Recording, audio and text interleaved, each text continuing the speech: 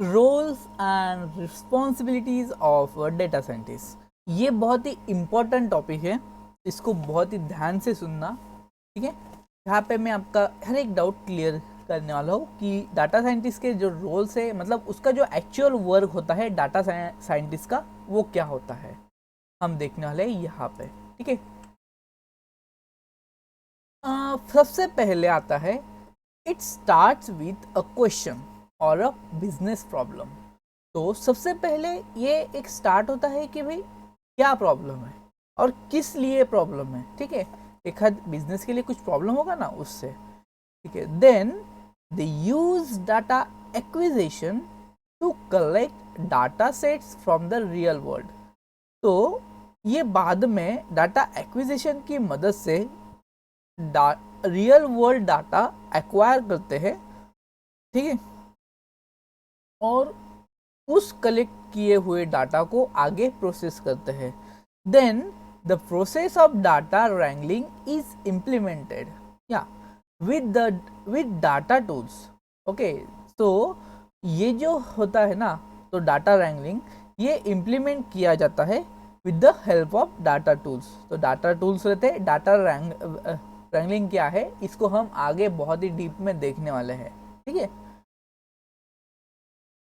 The end modern technologies that includes. तो यहाँ पे कुछ मॉडर्न टेक्नोलॉजीज इंक्लूड हो जाती है, जैसे कि data discoveries, data pattern identification और डाटा मैनिपुलेशन। इस ये जो सारी चीज़ें होती है, यहाँ पे कुछ सारी ये जो मॉडर्न टेक्नोलॉजीज है, ये इंक्लूड हो जाती है इस डाटा रैंगलिंग के अंदर।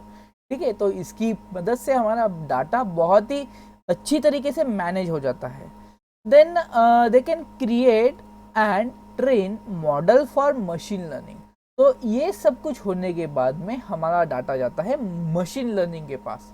ठीक है, मशीन लर्निंग के पास जाने के बाद में they have been design the mathematical और स्टैटिस्टिक मॉडल। तो मशीन लर्निंग के बाद में हमें mathematical and statistical model define करने पड़ते हैं। ठीक है, after designing data model it represent using the data visualisation technique. तो डाटा विजुअलाइजेशन टेक्निक से हम डाटा दिखा सकते हैं कि हमारा डाटा कैसा है, कहाँ से आ रहा है, किस फॉर्मेट में है, उसको पाई चार्ट में, ग्राफ चार्ट में, बार चार्ट में, ऐसे बहुत सारे अलग अलग टाइप के जो चार्ट्स रहते हैं, उस चीज़ में हम यहाँ पे उस डाटा को विजुअलाइज कर सकते हैं। विजुअलाइज क्यों करना चाहिए, क्योंकि हमें डाटा की रीडेबिलिटी बढ़ानी है। डाटा बहुत ही रीडेबल हो जाता है, डाटा इजीली आइडेंटिफाई होता है। ठीक है, तो ये सारी चीज़ों के लिए हम उसे डाटा विजुअलाइजेशन में डालते हैं। उसके बाद में then we can prepare for the data report. तो डाटा रिपोर्ट को उसके बाद में प्रिपेयर किया जाता है कि भाई अभी हमने तो ये सब कुछ निकाल लिया है, तो इसकी जो रिपोर्ट है कि हमने कैसे निकाला, क्या निकाला, क्यों निकाला, सब कुछ, ये जो सारी की सारी जो चीज़ें रहती है, ये डाटा रिपोर्ट्स के अंदर आ जाती है। Then we have the final product, यानी कि हम आखिर में मतलब जो डाटा साइंटिस्ट रहता है वो आखिर में क्रिएट करता है डाटा प्रोडक्ट्स को एंड सर्विसेज को, यानी कि उसको वो आगे फॉरवर्ड कर सके, आगे दे सके। तो ये सारी जो चीज़ें करके जो एक्चुअल ये जो वर्किंग है, ये एक्चुअल है डाटा साइंटिस्ट का वर्क।